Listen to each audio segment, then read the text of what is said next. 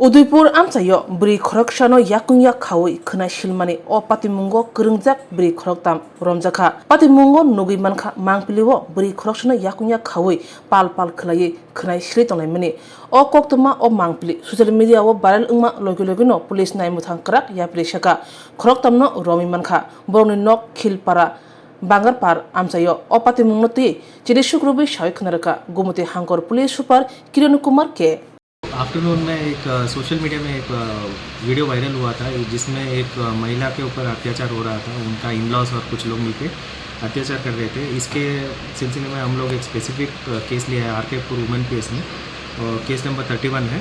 उसमें सेक्शंस है 127, 117, 76, 351 और 3 ऑफ BNS एक्ट। और इसमें हम लोग स्पेसिफिक केस लेके 3 अक्यूज जो FIR नेम्ड है उनको अरेस्ट किया है।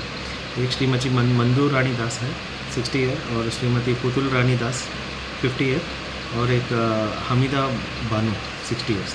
इनको अरेस्ट किया है और इनको कोर्ट में फॉरवर्ड किया है।